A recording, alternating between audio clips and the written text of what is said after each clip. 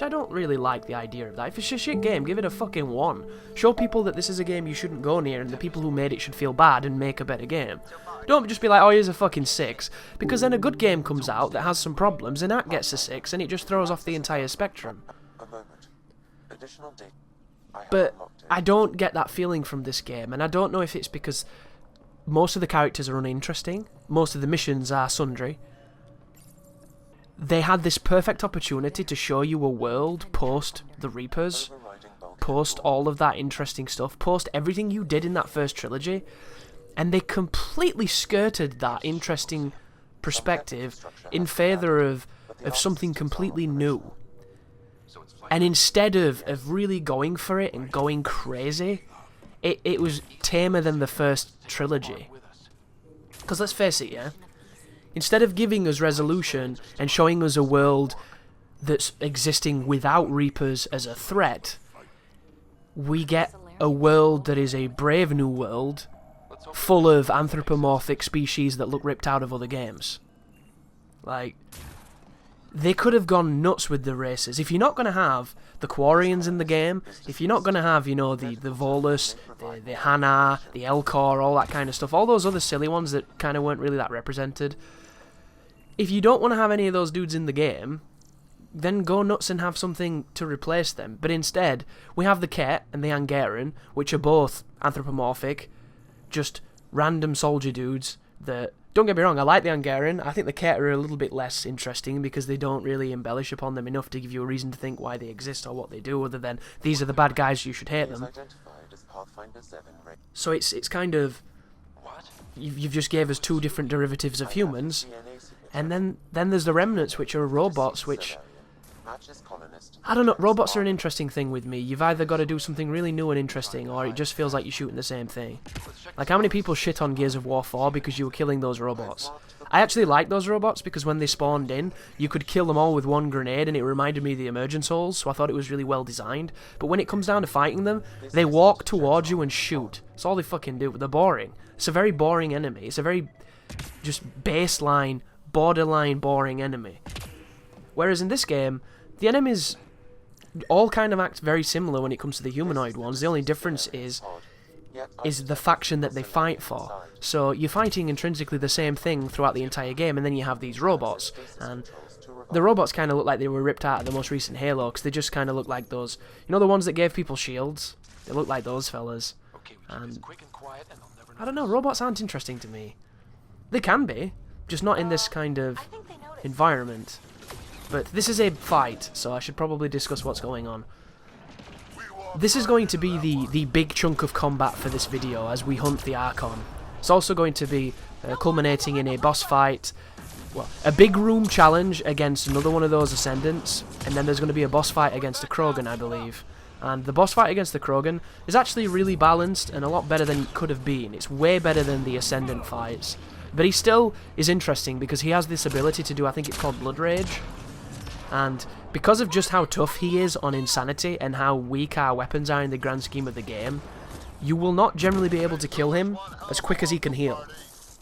But there'll come to a point where he doesn't heal as quickly, and that's when you'll be able to put him down. But you're going to see me hit this dude a lot, and he's going to keep coming, because he is a Terminator. But before that, we've got a couple of fights against some Destins, and I'm using the same setup as before. I'll be using a Falcon for the splash damage, just to put some pressure on people. And I'm using the shotgun to put people down, and then whenever we get too close, I'm going to hit them with my throw, with my pull, or with my overload, depending on, you know, the situation. And there is the first fight. It went pretty smoothly. I've got PB with me, and I have Drac. Drac, of course, is the guy who tries not to die, but dies quite a lot because it's Insanity. PB is the person that complements my biotics, and just tends to survive situations where Jarl didn't for me, so that's the reason why I've kept her. And we're going to be moving on through this zone to the next area.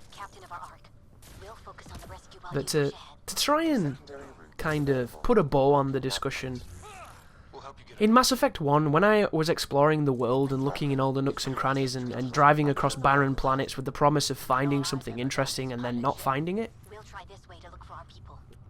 I never got upset because there was fuck all on that planet, because the next planet was just on the horizon. So I was excited to find out that there was nothing on that planet either. And that is a disappointing thing, but because you're so into it, it didn't feel disappointing. So I really enjoyed that time, even though some people will look at that as wasted time. And I don't know if that's because it's my first time, and everything's special when it's your first, or if it's just because that game did it better. But in this game, I find myself exploring, doing the same thing, but now I want a purpose. Now, a dialogue piece, or a combat encounter, or some interesting loot, it's not enough. I'm looking for something more, and I don't know why. Once again, I don't know if it's diminished returns, this is the 4th Mass Effect, or if it's just that this one is weaker, and it hasn't, you know, it hasn't mixed those ingredients correctly to give me that kind of itch that kept me chasing that carrot on the stick. And I don't know which it is, but I know there's definitely a void there that I'm trying to fill, and I'm not finding it. It's interesting. It's really interesting that way. So I checked my weapons just then. And we move into the second encounter of this zone, which is another tough one. Something I've not spoke about, which I think is good to know for the people who are not interested in the combat and just want to beat the game. This fight, and many fights in the future, can be skipped. On my first playthrough I skipped this fight, because I fought people in this doorway for quite some time. I moved into the room, and I got killed. And I got pissed off because it was like a 15-minute siege, so instead I just decided to belt it. And as I ran through the room, when you go up the stairs and you go through that door, it starts triggering dialogue and everything, and you're not locked in the room for the full duration of the fight. You can just get on with it. So there are a lot of encounters that are completely optional. I'm going to make a counter-argument now why you shouldn't do that. Of course, you can if you want to, but the first one is, if you don't learn what these kind of large-scale battles feel like, and how to survive them when they start getting rough and the cover's not great and there's Destins everywhere cloaked and there's Anointeds laying down covering fire, you're not going to know how to act and how to react when you take on the ones you can't skip. When your team is dead and there's a room full of enemies coming for you, it's an interesting situation to be in, and it's something that has to be learned. You can't just react to it because it's dangerous and it's hard. So it's all good practice for later sequences. Additionally, you are going to level up and you are going to get stronger and get more skill points and get more capable with your skills, which is something that you really don't want to waste. So, as much as these fights can last quite a long time and you can feel like you're banging your head against a wall a little bit, especially the final fight of this level. The final fight of this level is a 20-minute siege against an unending chain of enemies. It's something else, and I'm looking forward to talking about it because it's something that I think is worth discussing as far as when you start realizing you're fighting a million dudes. I think that that's bad design, and I'm going to go into why I think it's bad later on. But you'll notice Drac is dead. He got too overzealous. A lot of enemies are trying to push me on this door. The Destins will push the door. They will do that. But everybody else is kind of bad at it. So as long as you stay in cover and you use your blind fires and use your abilities, you can have a good advantage here. The only problem you'll face is if you run out of ammunition. Running out of ammo is the real threat, because then you have to get creative, as both my team is dead, and this room now has 2 dudes in it. Potentially more, depending on when I swing around the compass. Kind of funny too, I did a commentary for this series yesterday, and it was an hour-long video, and I didn't realise. I thought it was 3 20-minuters or something. So I talked for an hour, and because I had interesting things to say, it went quite smoothly. But because I was, quite animated and quite into it, I wasn't drinking as much water as I normally do, because every so often I'll stop the recording, I'll make sure that I can, lube my throat up like a good porn star, and then I'll get on with the talking. And because I didn't do that, I woke up today and my throat is like a desert. It is so sore. And it's just because I've not done commentary for that kind of duration in a while without any kind of rest. And I say rest, it's like the 30 seconds it takes to swap files and do the next one. But it adds up, you'd be surprised. So yeah, I ended up trashing my throat for no real reason. And it doesn't feel too bad as long as I keep a drink close to me and I make sure that it's nice and not dry. But it's one of those weird things you don't think about. I've been doing this for so long, I just kind of throw myself into it without thinking, and every so often I'll wake up and it feels like somebody's been pouring sand down my throat in the night, which is not a fun feeling. But yeah, you can skip some of the fights, guys, so if you're ever having a frustrating time and you just want to be past it, do that. Just bear in mind that it has to be skippable. Some of them aren't. Some of them will lock you in a room. There's a fight coming up later on in this level that locks you in a room, and it's one of the toughest fights in the game, because you're up against a lot of enemies, there's a lot of anointeds, there's a lot of destins, and then they throw a goddamn ascendant at you, so he's going to be fun. But this is the episode where we talk about some systems in Andromeda, and we talk about if they're good or bad, how they could have been different, what we think their motivation is, things like that, like the consumables and the inventory. Let's talk about the inventory. So you start this game off, I think, with about 50 inventory, and there's a couple of upgrades you can get that increase the size of it. Which is a good idea, you know, more stuff, more better, right? Well, the weird thing about the inventory is because of the restrictive nature of the game, they don't let you swap weapons on the fly for whatever reason, for some balance reason, even though if you pick one up out of a box you can equip it. Don't get that. They give you all the shit that you can equip, all the shit you can pick up, armor, consumables that you can either use or not use. I've chosen not to use the consumables so that I don't rely on them. All this stuff that you're carrying, the superfluous nonsense, all of it is tallied against your inventory. And it's pointless. It adds nothing to the game. All it does is mean that if you're out on a planet and you're going on quite a large expedition, you spend the last half of that expedition unable to pick anything up, and if you want to pick it up, you have to go through your bloody stuff and arbitrarily destroy things and waste, you know, potential selling value to pick up the shit. The weirdest one to me, other than the consumables, which just is, I think that's a balance in conceit, but I still think it's quite strange, is the upgrade materials, like the accessories for weapons. This is the tough room, by the way, guys. Cannot skip this fight. This gets rough real quick as well. It counts all the different mods for your weapons as a weighted item in your inventory. So it almost seems like they want you to sell everything that you're not equipped to your weapons and only keep the best stuff, because if you keep a ton of stuff for specific situations, all you're doing is weighing yourself down and making it so that you can't pick up as much stuff. And it just seems really counterintuitive. This is an RPG. RPGs usually want you to obsess over every minutia, every piece of detail that's available in the game. They want you in menus, they want you doing different classes, different builds, different situations, they want you going through all these different strategic moments to have an advantage. That's why they designed it. Yet this game punishes you for having these, what if this happens, I use this moment. Because A, you can't put those fucking mods on your weapons mid-fight, or mid-moment in a level. You have to use a loadout station, which is dumb. You can't change weapons, which is dumb, to have those sexy mods that you've set up for that rainy day situation. And lastly, because of those last 2 points, you don't have extra weapons for rainy day situations because you can't swap to them when you need them, and you don't have extra mods added to your character because you've realised all they are is wasting space that could be used to fill it with items you do need. So it breeds this just anti-RPG mentality, which I think is kind of strange. But Mass Effect has moved away from the RPG in every game we've had, and then this one is just taking it to the logical next step with not letting you control your buddies, as somebody's just flanked me and it's an animal pinning me against the wall. So in a situation like that, guys, did you notice how I jumped? And I'm trying to get in cover, but the guy won't get in cover, so the anointed nearly kills me. That's the worst, that, guys, because you don't control the cover. Good old bootleg shepherd will stand there like a twat taking unnecessary shots before he decides to squat down. But whenever those animals get behind you and start attacking you, jump. Never dash, because they're just a brick wall of collision and they will stop you from moving. You can't move at all. You need to jump. It's the only way to survive a lot of those situations, unless you get very lucky. But the strategy here is, I clear out the first wave and then I move to where the first wave spawned, because over here, I feel like the enemies have a tougher time converging on you. I don't know why that is. When you sit over by that balcony where that dude is shooting me from, they jump up on that left-hand side, they flank you from the right, and they shoot you from the balconies. Whereas over here, I didn't find like I was getting rushed as much, which is the reason why I've chose this particular vantage point. This fight, for the most, is very simple.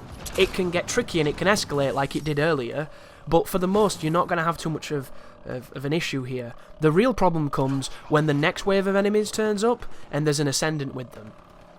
Because the combination of somebody who's really, really hard to kill and a bunch of people who are easy to kill but kill you really quick is a really good cocktail for difficulty. And I think that this is a truly challenging fight, but unfortunately half of the challenge is reliant on an enemy that is kind of fundamentally bullshit, and I don't like it at all.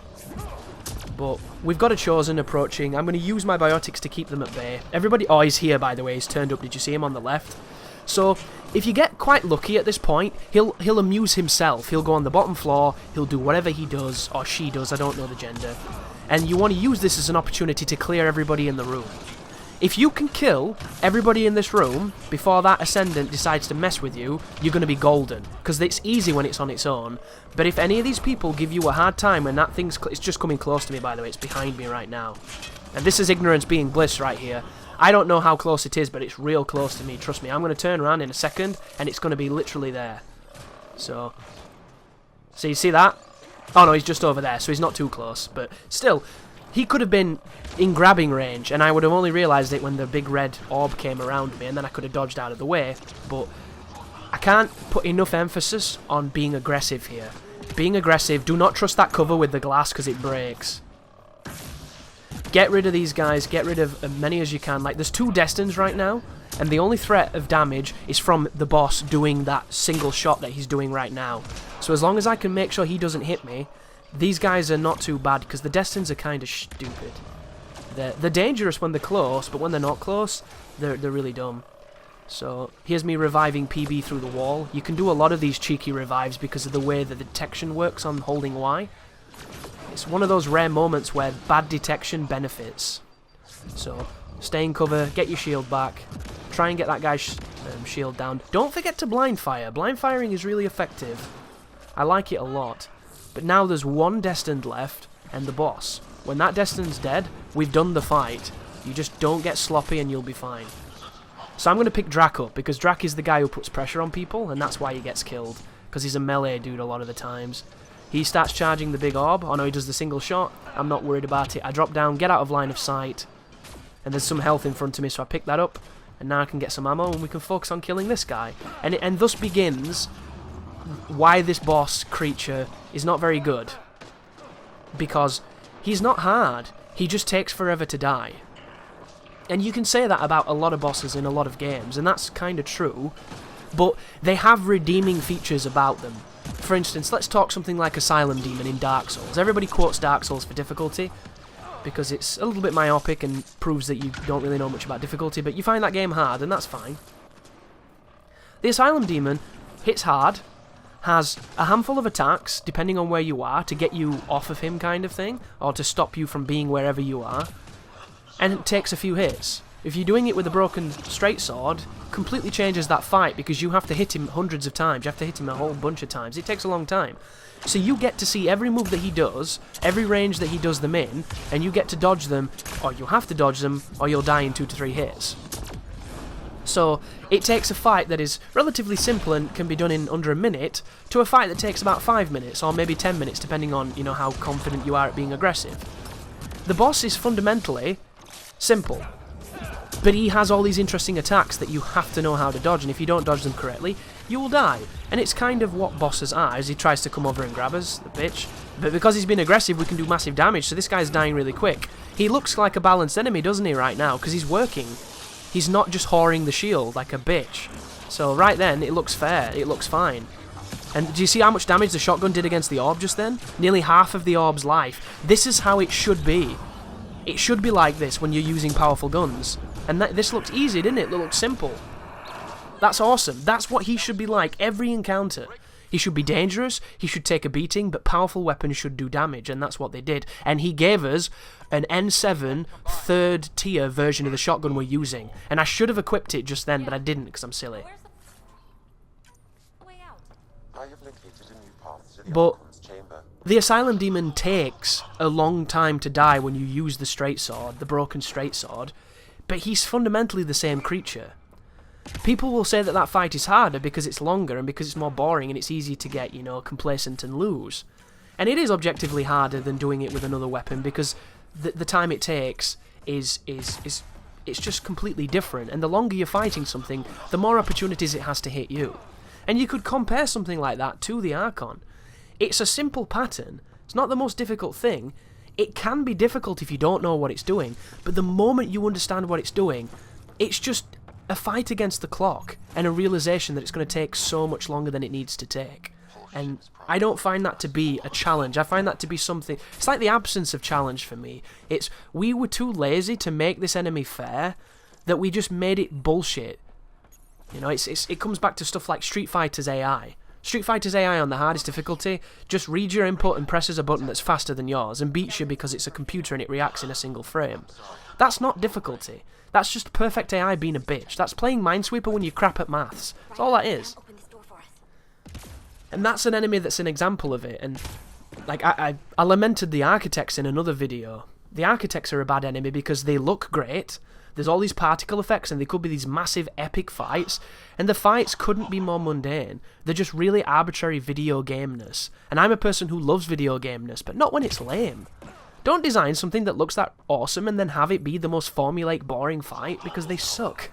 And all they do is keep spamming enemies, which is worse, because you spam enemies and you just dilute what was interesting about the boss. And that is definitely a criticism I have against Andromeda. Almost every boss in this game comes with lackeys. And they come with lackeys because they're just enemies from the game that are bosses, you know, more important characters and what have you. Like, even the final boss is an environmental boss where you just shoot a bunch of dudes you've been shooting the entire game for 20 minutes.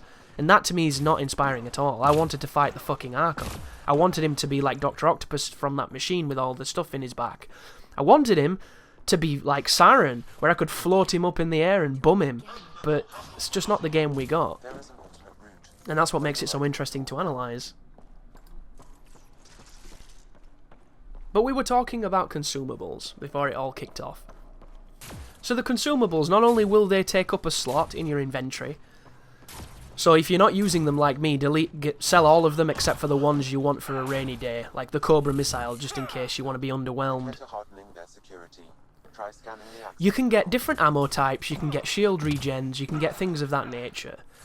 All of them do have uses and can be great, and there's a lot of upgrade materials that can make them even better. The problem with them is they're consumables, so once you use them, they're gone, and you have to replace them.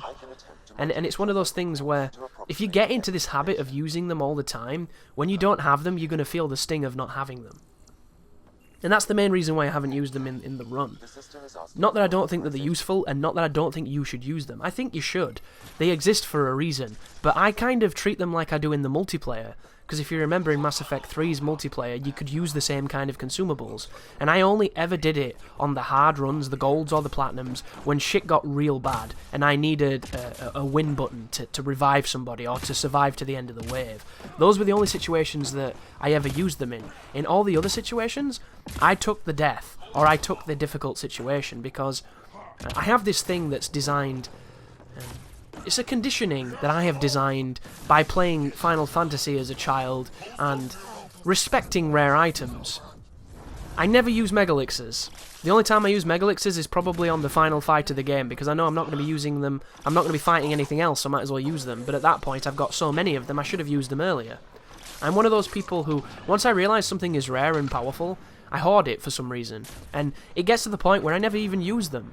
And if I'm doing a challenge run, that makes sense. But just playing the game, I should have used them. They're there to be used. It's just you get this kind of reverence and respect, and you feel like you need to use them at the most pinpoint perfect moment, and that moment never comes. It just doesn't. Be careful here, guys. These are two Anointeds, and they will kill you incredibly quickly. I died on this fight, for no reason other than Anointeds.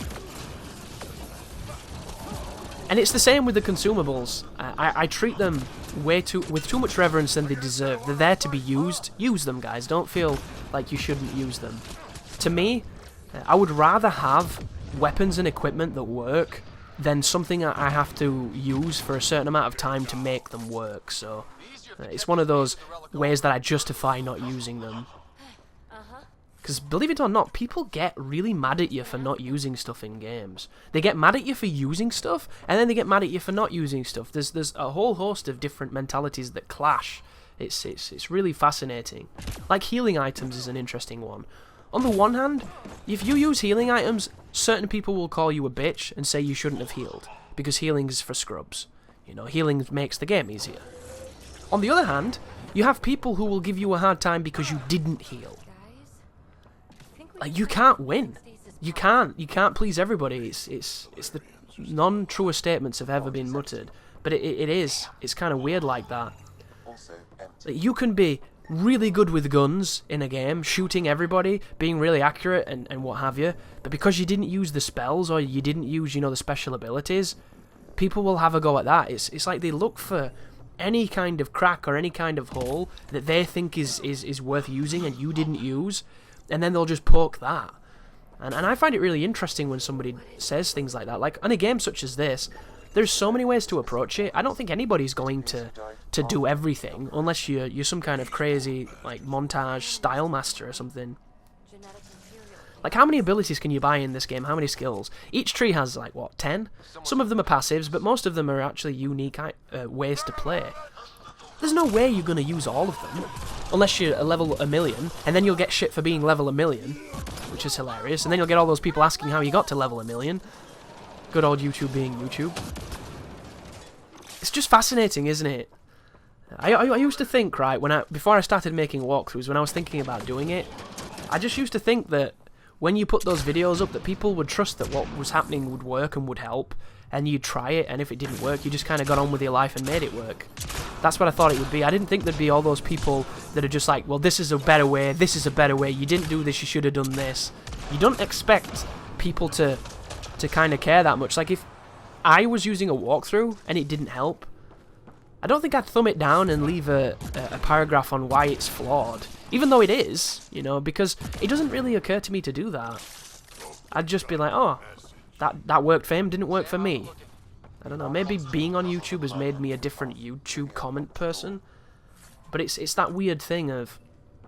I left a comment once on a Darkness video. Can you remember the original Darkness? There's a fight against yourself. And during that fight, the guy in the video was going balls to the wall nuts shooting at the fake Jackie. And you don't even have to do that. All you have to do is run up to him, and I think it ends the encounter. It's kind of one of those weird scripted things, but you can fight him if you want to, and it just leads to a prolonged encounter that's unnecessary. I forget the details of it, but it's something along those lines. So I left a comment saying, you know, you didn't have to shoot it like that. You could have just done this. And the person didn't take the comment very well. You know, they were defending their strategy and everything.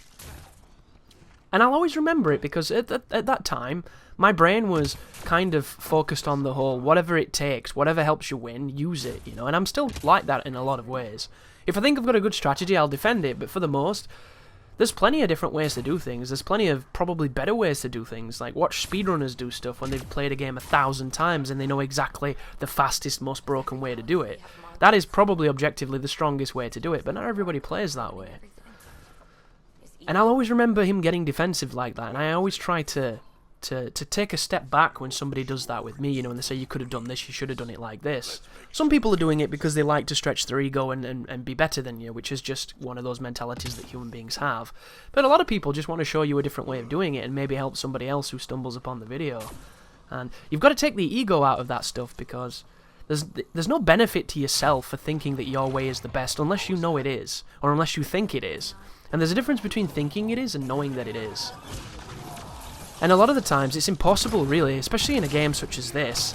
Like, I think the shotgun I'm using is objectively incredibly powerful early on Insanity, and I think anybody who picks this shotgun up via my recommendation is going to see success with it, because you don't have to spec to it, and it's really powerful, and it's going to help on some of those situations where the enemies do take a pounding. But it's probably not the best way of doing it, it's just our way of doing it. And one of the things that I've grown to enjoy more, thanks to just how much content there is on YouTube now of everybody playing games, is seeing how differently people play. Which is why it can be quite frustrating when you see everybody playing the same. Which would be hilarious if everyone's using bloody my weapon setup. Because I don't want that on YouTube, I want people doing creative things, goddammit. But it must be said, this shotgun is very powerful, and I'm a fan. But this is going to be the boss fight against the Krogan guys, so there's some stuff worth discussing here. So, on paper, this is a fight that works way better than it has any right to, because this room is kind of interesting. It's got multiple tiers, it's got a lot of cover, but it's also got a lot of exposed ground and a lot of areas to shoot you from. You're going to get rushed by a Krogan who just walks towards you with his shotgun using flak cannons and rage mode and everything. And for the most, he just has his life bar, which is a very big life bar full of armor. It's an armored life bar, so fire should do more damage, one would think. And he's going to get backed up by a bunch of Ket, a bunch of Chosen, a bunch of Destined, things like that. But there's never too many Ket at any one given time. And how I think it works, because I'm not entirely sure, because I've only fought this guy twice, and both times it's been an astounding victory, because he's a pretty simple fight. He's scary looking, and he does not die. He takes a beating. You get him to a certain HP threshold, and then the Ket come to back him up to kind of keep him alive a bit longer, and then you kill them, and you kill him, and it's kind of over. So right now you'll notice Ket have turned up, because we got him to about half life. With the look of that bar, there is about 6 maybe? About 6 people in this room now. The Chosens are going to rush you. The Chosens exist to put pressure. All they do is run at you. They don't have any armor, any shields, so just use biotics to get rid of them, to pacify them, and then put them down. The only threat here is, of course, the Krogan getting caught in open ground against the Chosens, and that Destined. That one Destined is the awkward part here, because he takes a beating to die. So you can't just get rid of him. You have to focus on him first, thin out the rest of them, then kill the Krogan. And the Krogan is going to do everything he can to really slowly move towards you. So you just want to kind of kite the room, kill the buddies. Try not to mix up Drac for that guy, because I've done that a few times. Oh, it's just Drac. That ain't Drac. Even though they look nothing alike. And you'll notice this guy just keeps coming for you. So as long as you kite him effectively and get rid of his friends, once everybody's gone and it's just you and him, it goes back to being very simple again. But at that point, your team might be a little bit in danger, so you want to either pick them up or just focus on the boss. The boss has never killed me. If that doesn't give you confidence, I don't know what will, because I die to stupid shit in games. All the time. It's the easiest thing to do, die to something preposterous. But here he comes. Having Incinerate in this point is probably quite effective. I thought I'd leveled it up, I didn't, so that's why you're not seeing me use it. The Overload attack doesn't seem to stun this guy. It doesn't do the normal, straighten the back and then kneel down and then recover, so you can't get those free hits. For whatever reason, he's just too tough. But he's kind of slow, and he's using the same shotgun I'm using, which is kind of interesting. And that goddamn Destined is still coming. Was he playing it? If only this shotgun was a little bit more accurate. Look at that damage. Destined is done. Completely dead. And now there's one guy left in this room, and the boss. And Drac's getting in there, slapping him. That's the Blood Rage. Whenever the boss does that, he gets life back. That's what you need to be conscious of. Oh, there's a Chosen just chilling out. There he is. Oh, I missed him. So now it's us and the final guy. And get your ammo. Get everything ready and start taking him on, because he's just going to go path of least resistance to get to you. You can use him to keep jumping up, shoot him, drop down, he drops down, shoot him, jump up. You can keep doing things like that if you want to get him into a position where you can keep exploiting him, but you don't have to. Like, look at him. Oh, it stunned him that time. Interesting. What was different? Do you think he was in the Blood Rage and it gave him some kind of hyper armor, some kind of uninterruptible state? So this is me checking for Incinerate, because I'm noticing that I'm not doing the damage I'd like, and I can't kill him as expediently as I would want to. And lo and behold, I forgot to put points into it like a dumbass. So yeah, no Incinerate for us.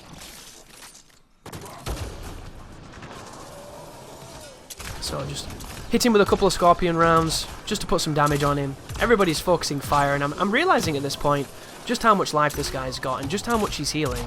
Which is kind of annoying, but, at least it's not those bloody orb guys. I really like this fight, because as much as this guy is a massive bullet sponge, it doesn't have bullshit in it. And I can put up with a guy that gets his life back every so often. If anything, I think this enemy is kind of crappy, because it seems like he should be able to do way more damage than he does. Did you notice how at almost no point did he hit me with anything that put me in trouble? It's kind of weird. He's one of those strange kind of encounters. But bosses are not this game's strong suit, so I'm not going to hold it against it. It's just true, really.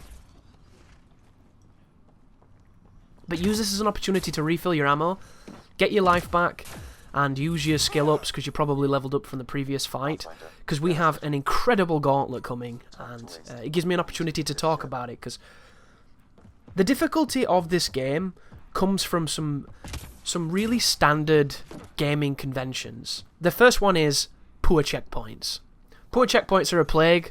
There are 27 exclusive malady that seem to be getting worse. I don't know how we can have made it this long in gaming and still have this problem, but it does exist. for whatever reason. The fact that anybody can think that checkpoints aren't important baffles my mind. Additionally, there's a lot that goes into checkpoints, and because a lot of games are designed around checkpoints, so that when you load in a world and you load in all the assets, all of them read from set points where you put those checkpoints. A lot of the times, developers put those checkpoints in quite early on, and don't necessarily put them in the places that they perhaps would want them after testing the game a lot. And because everything is tied to it, simply changing those checkpoints can completely break the game in a lot of ways. And of course, they don't want to do that, so almost every time you come across a bad checkpoint in a game, there's a chance that the developers probably knew about it, but it was too expensive or time intensive to fix. So it's not that they're evil human beings who hate fun, it's just that there's a lot that you don't know. You don't know what it has to coordinate and what it controls and what the repercussions are of shifting. And you know, there's a lot of behind the scenes work that goes into that kind of stuff, so it can be easy for somebody like myself to lament checkpoints and castrate a game for it, as this Anointed gets very close and the Anointed is stripping my tits off because he won't go in cover. If only we could remedy that by having a fucking cover system. No, we'll have it autonomous so that it doesn't work and it's annoying. But something you need to know about this fight before I continue that topic: if this gets out of hand and you get in trouble, you can always back into the area that you came from. But for the most, this is going to be the fight, guys. There's a lot of enemies here. You are backed up by some Krogans that will rush to the end of the corridor and not help you at all. But they do pull some aggro eventually.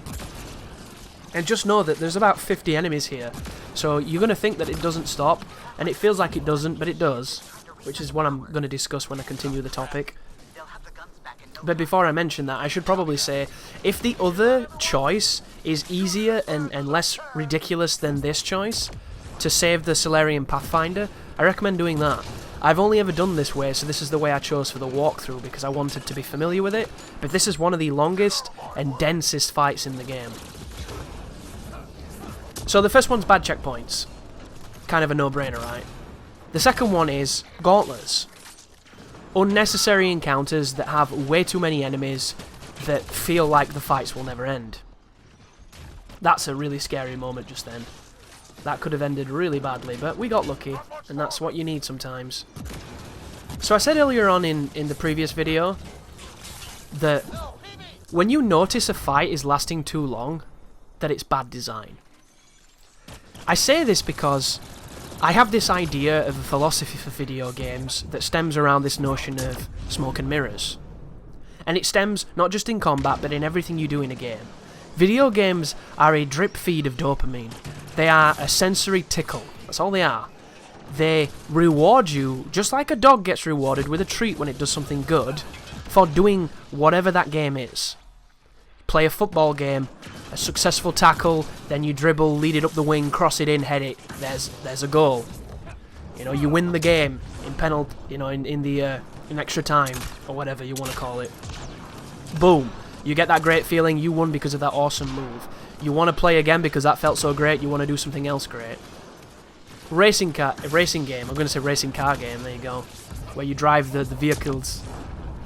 You're driving. You've got that perfect line. You're going through all the brakes, braking expertly, going through all the brakes. So you're going through all the gears, braking expertly, going round, drifting around every corner, beating those time trial ghosts and getting the best score possible and feeling wonderful about it. Every game you play, doesn't even have to be the ones you like, every single one of them is essentially a situation to keep you repeating an action. That's all video games are at their base level. The best games are the ones where you don't know you're repeating that said action. One of the reasons I'm so critical of stuff like Dynasty Warriors is because it's so fucking mind-numbing. I know exactly what I'm doing every second I'm playing those games, and I'm hating them for that. People who like those games don't. They don't have that feeling that I get, because they like what they're doing, so they don't realise that all they're doing is endlessly mashing down fields of enemies and playing fucking King of the Hill. That's just what it is, and that's why those people love those games. There is, of course, a massive amount of subjectivity to this, where tastes will factor into what you think is good smoke and mirrors design, and what you think is a good magic trick, whereas what I don't think is a good magic trick, and so on. But in my mind, the most elegant game design is like editing. It's the game design you do not see. And in an article I read about checkpoints, which I agree with completely, the person said checkpoints should be invisible. The only time a player notices a checkpoint is when they're frustrated by it. They don't notice it unless they're the type of person that analyses video games and looks into them slightly deeper, but the standard player will only notice a checkpoint when it's bad. That's all they'll do. So they already have a negative connotation by their very existence because we incorporate a lot of them and only really take notice of them when they do something that disappoints us. And it's very similar with game design in general. Look at, like, brawlers. You know those beat-em-up games, like something like a Streets of Rage, or a Final Fight, or Cadillacs and Dinosaurs, depending on which one you like. Those games were designed at a time where the technology wasn't quite as complicated as it's now become, so they were generally simpler, and what they had you doing was generally simpler too. You could punch, you could grab, you could kick or whatever, and you just kind of went left to right across scrolling screens and fought people. And you just used to beat them up, and then they'd die, and then you'd pick up a chicken or pick up a pipe, and then you'd hit a few people, and then there'd be a boss, and then there'd be a score screen, and then there'd be the next level, and you do that for 30 minutes and you beat the game. If you were to play those now, because of how gaming has changed and how gaming has become a lot more complex, other than the nostalgia factor, or if you really, really like those kind of procedural brawlers, you will find that game to be weatheringly boring, because there's no real complexity to it, it's very accessible, and you're doing the same things repeatedly. And now we've been conditioned into this reward system of, well, what's the point I'm doing this? Where's the achievement? Where's the pop-up? Where's the level up? Where's the nice jingle and the ability? You know, what's the point? Where's the competitive edge? Why am I doing this? Whereas before, because you didn't know that existed and there was no contrast for that, you just enjoyed it for what it was, because it was, you know, cutting-edge gaming at that time. Your alternative was something infinitely, you know, less sophisticated or less interesting, so people just really enjoyed it, and, you know, it's a product of its time. Nowadays, that type of stuff is really jarring when it turns up, and you notice it immediately, and there's tons of examples in this game. Look at the mining. The mining now, you're driving around on the planet, and every so often it tells you that it's going green and you gain into like a resource-rich area, a nice little vein of uranium or something. And you bring up that menu and you wait for those graphs to peak, and then you press a button and you do the mining thing. The only reason that mechanic is even remotely palpable is because you're doing it as you go from A to B. Nobody's going out of their way to do that mechanic because there's nothing really to it. And of course there's somebody who's typing right now like, oh, I do it because I love it. Well, you're special. But that's not something that somebody's coming to this game to do. There's nobody spending hundreds of hours doing that, because you can see through the game design of it. You can see through just the jankiness of it, the mundane nature of it. This battle's not over, by the way. It's going to continue. As soon as you get to this door, they spawn behind you, and there's going to be an ascendant. Oh, there you go. He spawned in front, sorry. So, trigger it, run it all the way back, get your ammo, get your life, and get ready for another siege. And there's no checkpoint, guys. If you die, you go back to the very beginning of this battle. And this battle's 20 minutes long, so don't die. It's ridiculous. But as I was saying, sorry, like the mining, it's kind of worthless. The scanning the planets and sending the probes out, it's so mind-numbing and tedious that nobody's coming to this game for that, because there's nothing to it, there's not enough to it. It's so simple a mechanic, it does such a mundane thing that it's not having you come back for more. All aspects of game design can suffer from noticing the mirrors, noticing the magic trick. You know, there's a saying, isn't there, that if somebody tells you how it's done, you lose the magic, because essentially you're being exploited, you're being manipulated. And good game design is manipulation. We can hark it back to what I've mentioned in a previous episode of this walkthrough, where we talked about the Koreans who starved themselves and their children to play those games, because the mirrors are just too damn pretty, and they can't stop looking at them, and the magic trick is too deep in the vein. They just can't help it. And then it brings us to this, what you're watching right now. The best kind of game design for encounters and combat is something where the enemy is so devious and so interesting that every single moment you're interacting with it, you are thinking about how to take advantage or how not to die, because it's trying to take advantage of you. That fight can last an hour, or it can last 2 minutes. The length doesn't matter, as long as your brain is 100% involved in thinking how you can win.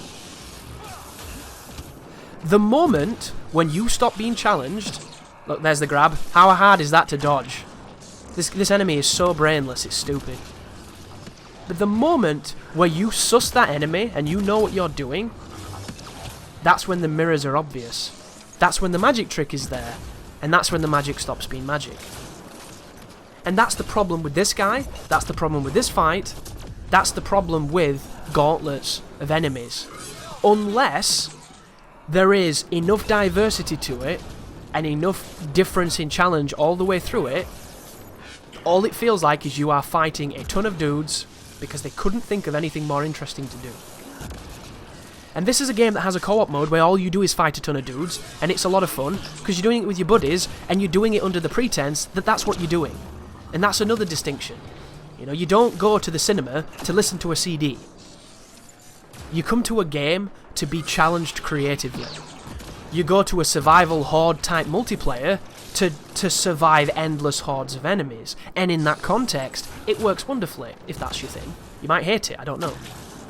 But in the game, you want to be challenged in all the creative ways you can physically think of. And this doesn't tick any of those boxes. Because you'll get to a point where you feel like they're not stopping. Like, you know in the old Call of Duties where you had to push forward or the enemies infinitely spawned and you never made progress?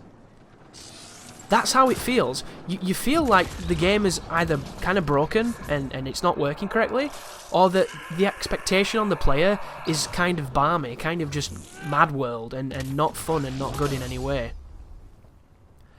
And it doesn't mean that gauntlets and prolonged fights can't be fun and can't be interesting. They can. But look at this. 2 unhaunted spawned, rush me, nearly kill me with both my team dead. And if I die now, there's no checkpoint. It's really interesting. This doorway, as I've mentioned, though, very, very safe. It's really, really effective. I'm getting rid of the Anointed because he's the most dangerous, if you're wondering. See how quick he stripped me then? You need to be so careful, guys. You die very quickly if you're not careful. But a gauntlet fight is only interesting. It's only worthwhile when you're up against something that is challenging you. And I don't necessarily mean challenging as taking off lots of HP, because everything does that. The Winter Lanterns in Bloodborne did that just by sheer virtue of existing. That wasn't challenge, that was bad design. But something that is demanding of you, to demand of yourself, is interesting, and is keeping you engaged, and it's hiding all those mirrors with smoke. And that is when good game design truly shines. Like if this encounter had tiers of enemies, different assortments of enemies that were different from each one previous to it, and there was some kind of signifier telling you that each of these ways was happening, it would have been a lot more interesting because you would have been too busy reacting to the new threat. Instead, they just threw 30 dudes at you, and all of them were generally the stuff you've been fighting for the majority of the game. None of that was different or interesting, served any real true purpose that extenuated it from anything else. So that's why you noticed it, and it's just because of poor implementation of factors that they've already got right in other fights. The second thing is a checkpoint. If there was a checkpoint in there somewhere, you would never notice that was a gauntlet, because you'd be too busy getting in there and attacking and having fun. The fact that there's no checkpoint completely undermines just how long that encounter is and exposes all those weaknesses. Those weaknesses wouldn't exist if they'd have done either more interesting encounter or just a checkpoint. With those two simple applications, you hide that magic trick and you make it interesting again. But they didn't, and thus you have one of the hardest fights in the game because it doesn't end. It's very dangerous because it's on Insanity, and it's just a long corridor filled with 50 dudes. And I am anti 50 dude long corridors.